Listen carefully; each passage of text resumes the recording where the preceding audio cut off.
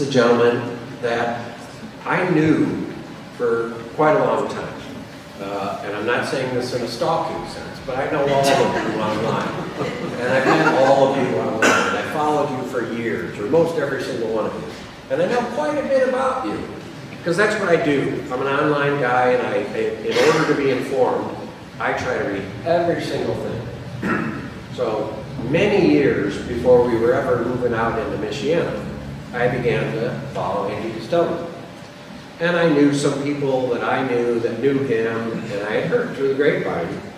He was a good guy, very community-oriented person. The thing that constantly tripped my attention was he's not a super partisan guy. He's a Republican, but you can't believe how many Democratic friends this guy has. And as Bill just said, breaking the algorithm. Isn't that exactly what we want to have? Is a politician that has lots of friends on both, excuse me, both sides of the equation. So I followed him online for probably 10 years before I actually met him. And as I said, he struck me as a reasonable family, faith, and community-oriented leader.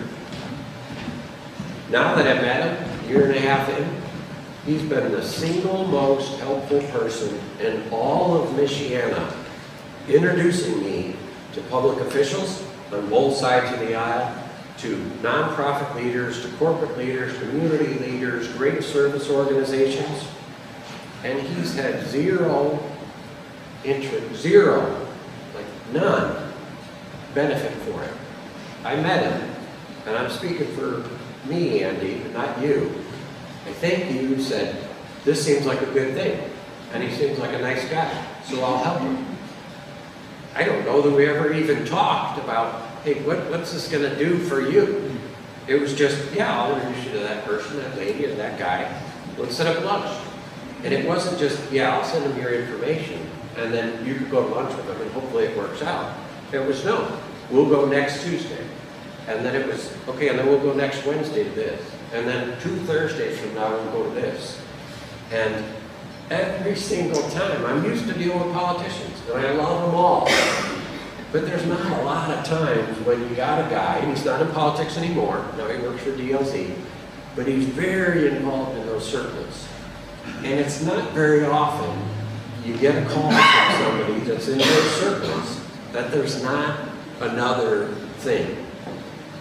And with Andy, there's nothing that's ever been another thing other than you seem like a good guy and I want to help, and I appreciate that good news needs to get spread. He's been in business or politics or education, service, his whole life. He proudly says he spent no more than, how many nights? 17. 17 nights outside of South Bend in his lifetime. And that shows in the countless ways that he's been involved, he continues to be involved, and they all relate to what's best for the community that he's been in his whole life. And how can he help make that happen? We're in a day where getting along in politics is clearly not the trendy thing to do. I've known Andy just for a little while, but despite the fancy shoes he wears, he's not really a trendy guy.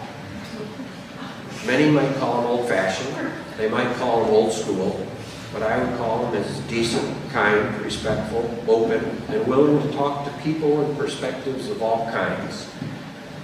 And then he spends countless hours working with those same people on all sides of every issue to help bring something good to bear. Everybody's that he's introduced me to had a different perspective of how they worked with him, but every single person confirms that initial suspicion. The common denominator among all those things is Andy's a good guy. And I ask you to join me in welcoming him for everything he's done for GreatNewsLife, everything he's done for the County of St. Joe, everything he's done for the City of South Bend, for the Robinson Center, for every organization that you've been involved with. I ask you to come forward and get the award, and be recognized for the kind of cooperation and leadership that they say doesn't work anymore, but it seems to work for you perfectly. I want to point out it's 17 consecutive days outside of St. Jude. Not total, just sure.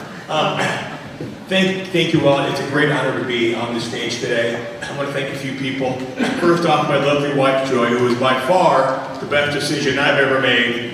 One of the worst decisions probably she's ever made.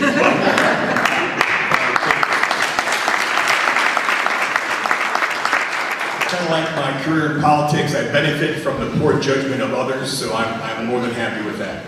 I want to thank the team at DLC who kind of let me do the things that I do that don't always directly relate to architecture and engineering and all those things, but they believe the value in making our community a better place. I want to thank Chris and the Great News team for just doing something that simply shouldn't work. Sharing the good things that are happening in our community simply should not be a platform that gets replicated as effective as it is. But it is, and it's fantastic. So thank you all for that. And I think I'm honored to be with the other 5 members who are receiving this award, but I'm fairly confident that each and every one of you in this room could just as easily be up here receiving this award because you are also, the fact that you're here and the fact that you support an organization like GreatNewsLife, that you care about your community, and you make your community a better place every single day. So thank you for all the things that you do, and thank you again for letting me receive this award.